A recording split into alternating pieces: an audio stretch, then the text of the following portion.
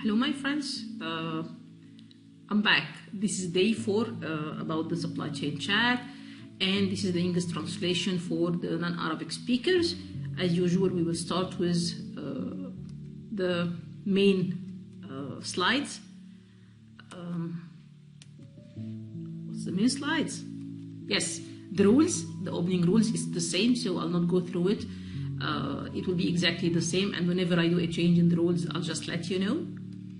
And this is what we are going to discuss: 60% supply chain, 20% soft skills, and 20% English terminology for the non-English speakers.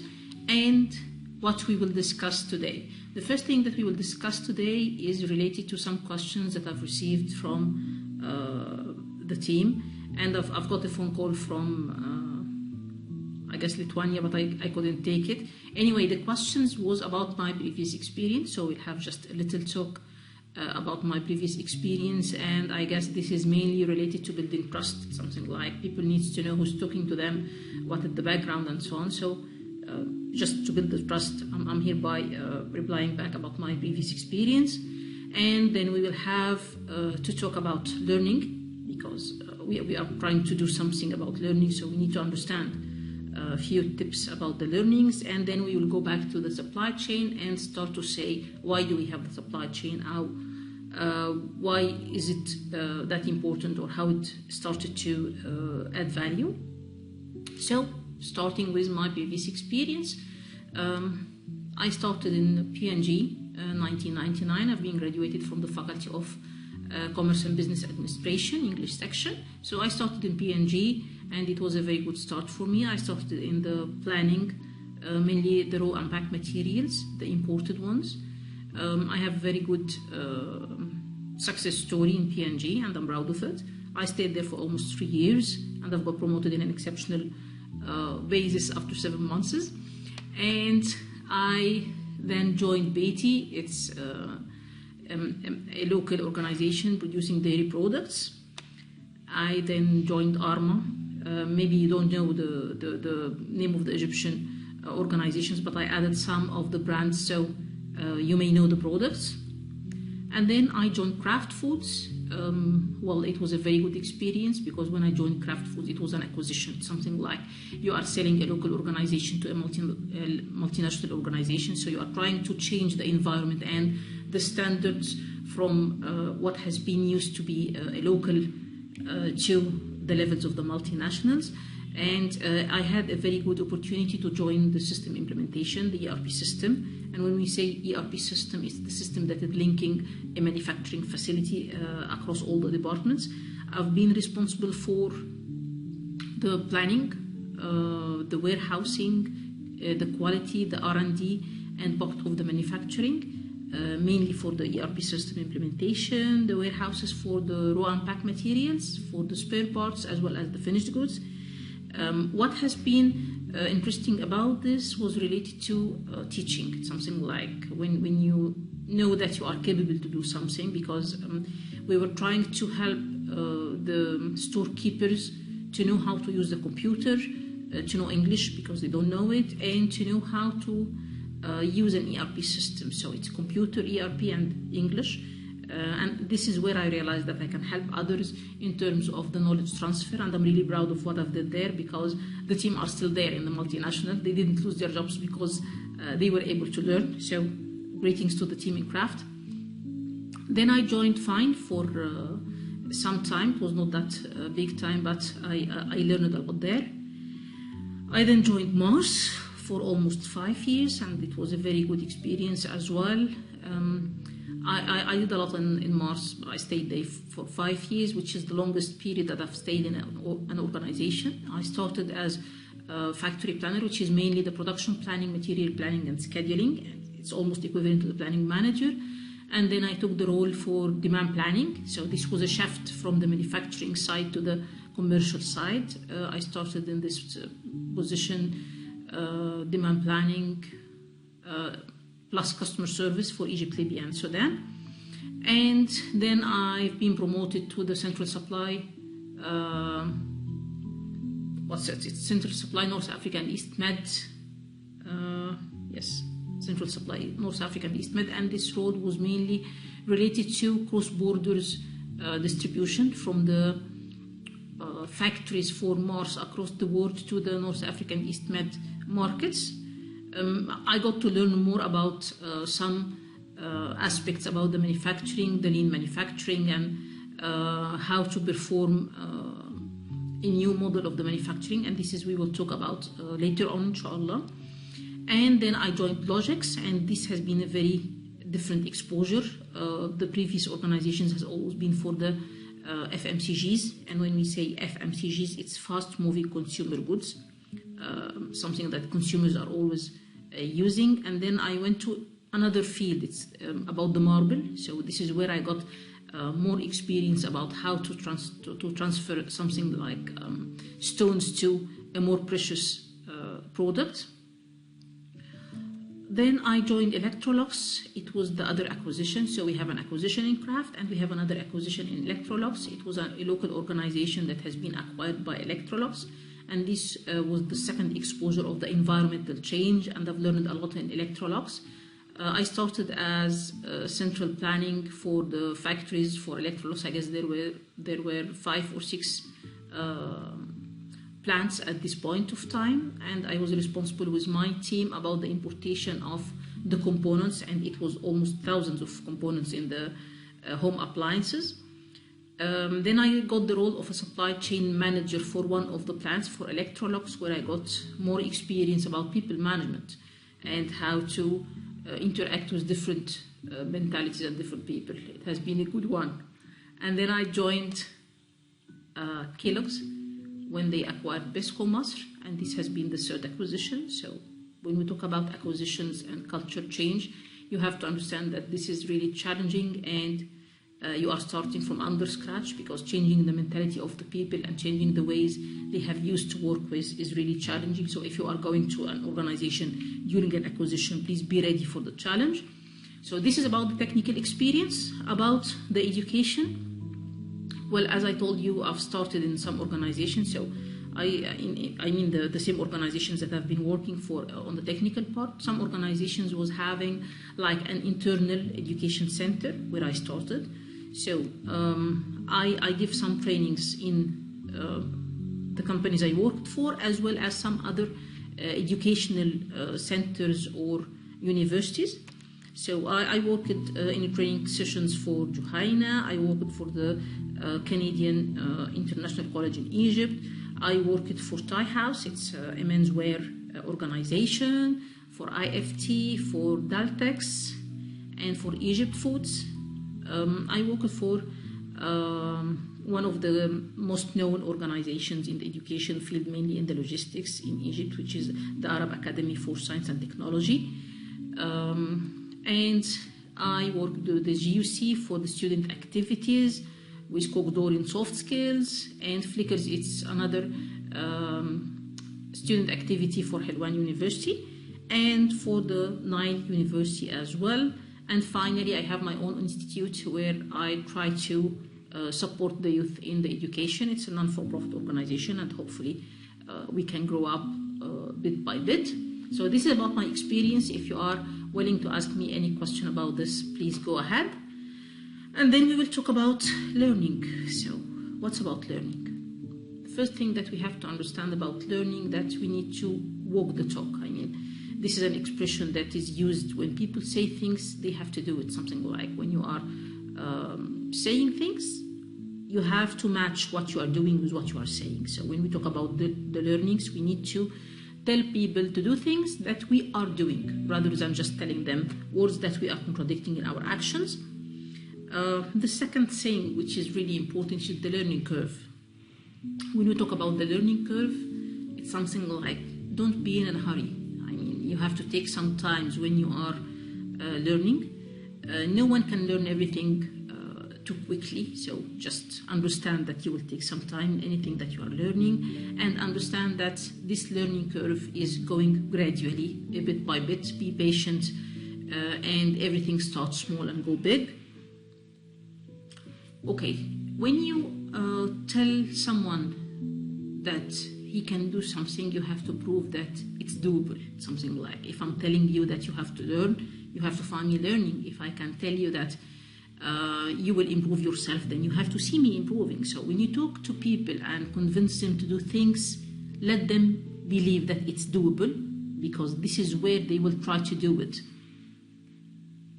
Okay, then the funny thing, we have to accept the fact that we all do mistakes. So across any learning journey, we will always do mistakes, because not all the time everything will be up to our knowledge or up to what we know or up to our experience. So accept the fact that we may do mistakes, and we have to get out of these mistakes with learnings to avoid doing it again.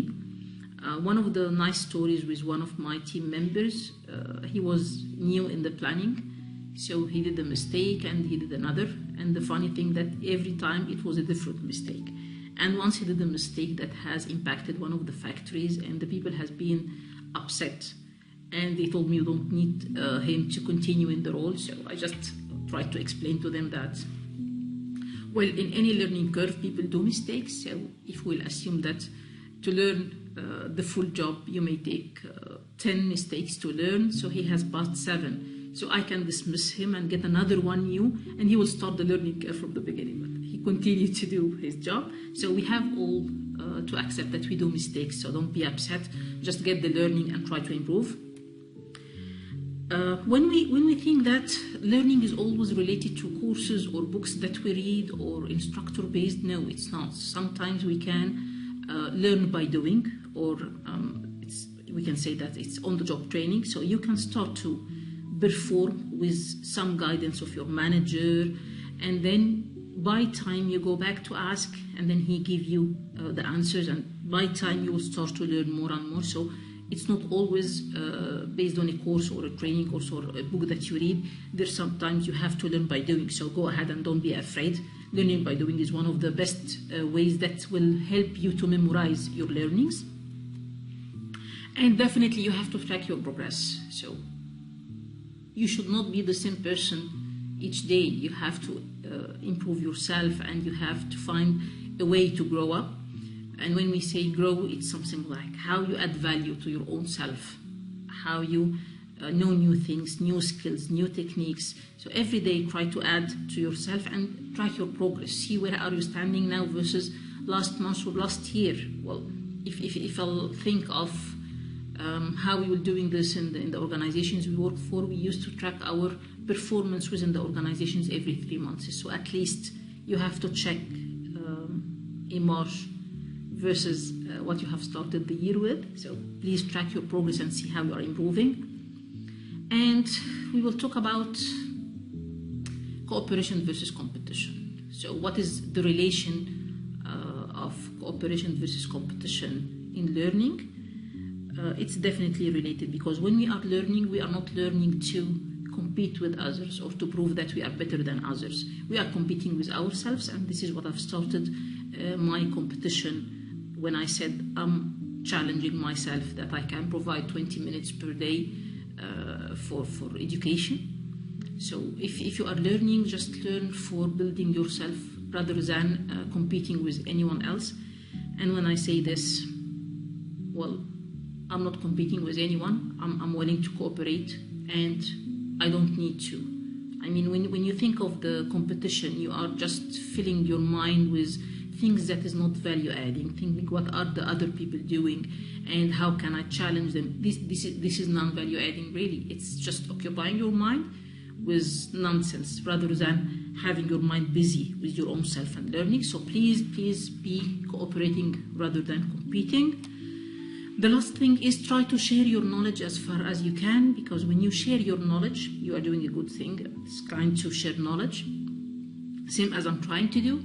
And it's adding value to you because it's memorizing what you are sharing. It's helping you to have people with same level of knowledge that you can discuss, you can elaborate, something like you build a community of people who can talk the same language, and definitely it's value adding to the whole society when you are helping others and they are helping you as well. So please try to share the knowledge as far as you can and have the good intentions to do.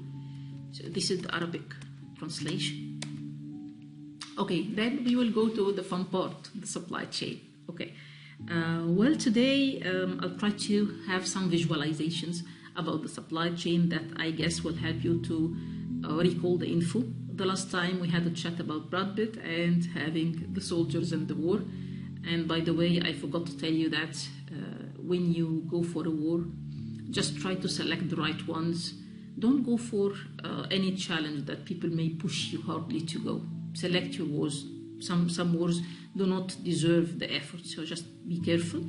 And please make sure that you keep your ethical base within the working environment, especially if you're having a lot of political situations.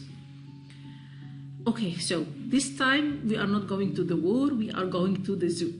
So I will assume that someone is looking to this picture. What's it? It's a camel. So when we say we have a camel in the supply chain, what does it mean? It means that think of how the camel is thinking or approaching life. He's always thinking of the scarcity. Am I gonna find the food and water later on, or should I store it as far as I can? So whenever I have the food and water, I have to keep it. So this is how the camel think, and it's true because sometimes you may not find the water and the food, so we have stored it. Else, what's this? It's a leopard. So what is the mentality of him? He thinks of always being fast, going to his objective. Once he starts the trip, he will never stop unless he catch the objective he's looking for. So it's really good, being fast. And this is a peacock. So when we talk about this nice bird, we talk about how good looking is it, how self-confidence is it. Whenever someone have a look on it, yes, it's really beautiful. So this is another mentality. And someone is watching. So who's watching all this? It's an eagle. Yes, it's looking from a far distance, seeing what everyone else is doing and checking if everything is okay. So we have someone who's looking at all this, trying to see how things are going on, and we go for the wisdom. So when I searched for the most animal that is known for the wisdom, it has been an owl. So, but I didn't like the owl much, so I searched for something else and I found that it's a wolf. So the wolf is more wiser than some other animals. He thinks in a different way, and we will try to memorize these pics and we will link it to the supply chain. Okay, so if we have a supply chain, we will start with the traditional supply chain, something like the startup of the supply chain in the manufacturing.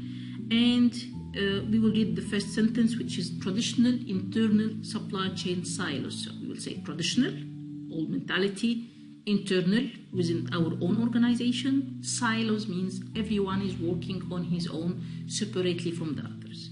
So when we have this mentality, we will start with the purchasing team. What was the purchasing team doing in the past? They are trying to get as much as more materials that they can. So who's thinking like this? Yes. So we are getting as much as we can from the run-pack materials. We are willing to have it as the lowest cost. So whenever we have bulky purchase, we have lower price and we have buffers. We are safe. We will not go out of materials. So this is the purchasing thinking at this traditional stage. That's why we are having a lot of stocks here. And then we will go for the production. So what is the production willing to do? Production is willing to run too fast. They are not willing anyone to stop them, because any stop in the production line means lost time, and lost time is equivalent to production. So this will reduce the production, and when we reduce the production, we will have higher cost per unit. So when production starts, they are not willing to stop as far as possible. So production is willing to have high utilization for the lines. Our lines are running fast. We have the long production run, so we don't need to change from a product A to product B and then go to product B and then to product C. We need to have, let's say, one product per week. So we have 7 days running the same product, and then the next week we can change. Okay, and definitely this will impact our cost, because whenever we have long runs, the cost per unit is lowered. And definitely we are looking for safety stocks. So production is looking for safety stocks for two reasons. We are looking for safety stocks of the rows and packs because we can produce whatever quantity that we are willing to, and we need to have stocks of finished goods in bulks, because whenever the sales team is willing to pick an item, if it's not there in the warehouse, they will ask us to do a changeover, and we are not willing to do this changeover. So let them have a lot of finished goods within the warehouses, so whenever they need it, they will just take it and will not ask us to have a changeover or stopping the production run to produce another item. Okay, so we have more stocks here. And then we will look at the distribution team. So what is the distribution team looking for? They are looking for stocks as well. Why? Because when they do the transfers of these goods from the main warehouse to the distribution centers, they are willing to have the trucks fully loaded. So why fully loaded? Because they need to reduce the cost per unit for the transportation. So let's move full trucks. And when we move these full trucks, we will have a better shipping rate. And in all cases, whenever our customer is looking for products, it's always there. So when our customer comes, he asks for product A, he finds it. Ask for product B, he finds it. Product C, everything is available. So we have a very good image, and our customer is always satisfied. So we are in a good image, satisfying our customers, having plenty of stocks. Well, our customer is happy, but if we will have a look, we will find here a lot of stocks. We'll find here a lot of stocks. We'll find here a lot of stocks. And there should be someone watching all these stocks, checking the financial impact. So how are these stocks performing in terms of the finance and the cash? Definitely it's not the best, because having a lot of stock, more than what may be needed, will lead to a lot of cash that is tied in this inventory. So someone from the finance has to be watching this and seeing the impact of keeping these stocks up or higher than needed. And someone wise has to come in and try to find a way to balance all this. So let's have another look. Someone is coming here. Yes, who is this? This is the MRP. So who is the MRP? You will find me adding some letters in red just to help you memorize the abbreviations. So here comes the MRP, Material Requirements Planning. And the role of the Materials Requirements Planning, which is part of the planning team, is to balance the requirements for the purchasing. It's something like we know the production is going to produce what, we translate it to the raw materials and the packaging materials needed, and we send to the purchasing, please only buy these quantities, no more. We are including our buffers. So we send to the purchasing team asking to purchase these items, and we give them the dates that we need it. So get this quantity in this exact date. So this is where we started to balance the requirements of the raw and pack materials. And who's next? This is production planning. So what is the production planning doing? Production planning is trying to understand. So if the teams in the commercial side, sales and marketing and distribution, are willing to have finished goods, how much do we need to get them? And to keep the production running at let's say a fast rate, but it's not that fast that we are accumulating stocks, and in the same time we are not having a lot of changeover. So the production planning team, or the production planning position, is more about understanding the needs of the sales, how much stocks that we need to keep of the finished goods, and giving the plan to the production to produce, putting into consideration the requirements of the market as well as the changeover time and the downtimes that will be taken from the production to do this. So we are trying to reduce our stocks, and if we need to understand how the market is performing, so we need to go and sit with the sales and marketing team, understand how the market is performing, and based on this we try to challenge the forecasted numbers that they are delivering to avoid having a lot of production sent to the production team to produce. So when we talk that we have three parties coming into balance the stocks, we have the materials planning, we have the production planning, and we have the demand/supply planning, and we will talk about them in the future, and to how to separate between them, and which organizations have the two positions or have one of them. So we are reducing our stocks across. So when we have the material planning, production planning, demand and supply planning, we have the star of the planning. I'm biased toward the planning team. So they are a great team. I've been working in the planning, so that's why I'm biased. And after we have the first star in the supply chain, we will start to think, is it that's all about the supply chain? No, it's just the start. So next, we will have to think, when I get the raw and packed materials from my supplier, and I have the finished goods produced, sent to my customer, how it's moving. Definitely it's not moving on its own. So we will have some trucks moving. It's getting the raw materials from our suppliers. If it's a local material, it's coming from the supplier. If it's imported, it's coming from the port. So we have a truck coming to ship the goods to the factory, and then we have to store it somewhere. So when we get it, we have to store it in the warehouse. And the factory start to produce. Another warehouse for the finished goods.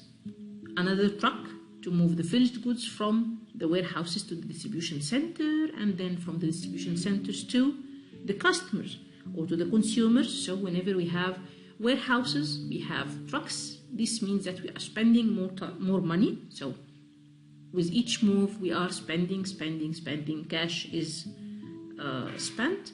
And here comes the next star, which is a transportation management, and as well the third star, which is the warehouse management. So just think, we have the planning, transportation and warehousing within the scope of supply chain for the time being, and we will continue about the next stars in the next lecture. That's it for today. If you have any questions about this part, please text me. And I hope that you're enjoying your weekend. I guess it's a weekend now at your site. So have a nice day. Bye.